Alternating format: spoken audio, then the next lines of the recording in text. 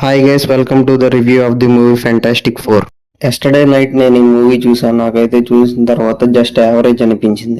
బేసిక్గా మూవీ యొక్క story line ఏంటంటే, నలుగురు సూపర్ హీరోస్ ఉంటారు. వీళ్ళ దగ్గర ఒక బాబు ఉంటాడు. గెలాక్టస్ అనే విలన్ ఆ బాబుని అండ్ అక్కడున్న ప్రజల్ని, భూమిని నాశనం చేయడానికి వస్తాడు. ఈ నలుగురు సూపర్ హీరోస్ కలిసి గెలాక్టస్ అనే విలన్ దగ్గర నుంచి ఆ బాబుని అండ్ ప్రజల్ని, భూమిని ఎలా కాపాడారు, అసలు ఏం చేశారు అనేది story. Surprisingly, this movie director is Matt Shakman. He directed so many movies and series like Mad Men, Game of Thrones, The Boys and Wonder Woman is such a beautiful film.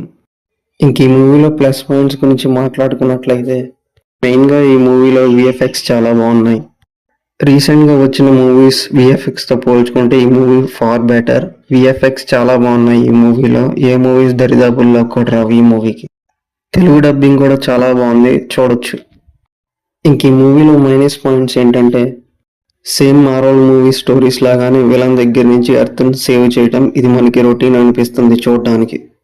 And ఇంకొక minus point ఏంటంటే, చాలా మందికి lakh feeling వస్తుంది because ఇది fantastic four introduction movie మాత్రమే.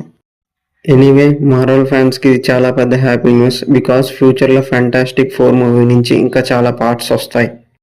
మెయిన్గా ఈ మూవీలో ఏంటంటే visuals, VFX and character introduction మీద ఎక్కువ ఫోకస్ చేశారు.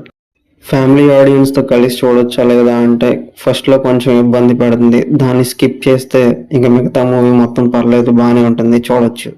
Overall review of the movie fantastic four ఏంటంటే, ఫస్ట్ హాఫ్ కొంచెం ల్యాగ్ అని ఫీలింగ్ వస్తుంది, సెకండ్ హాఫ్ చాలా బాగుంటుంది. ఫైనల్లీ నేను ఈ మూవీకి ఇచ్చే రేటింగ్ 2.25 అవుట్ ఆఫ్ 5. మీకు గనక మా హార్డ్ వర్క్ అండ్ కంటెంట్ నచ్చినట్లయితే లైక్ చేయండి, షేర్ చేయండి, సబ్స్క్రైబ్ చేయండి. Thank you for watching. జై హింద్.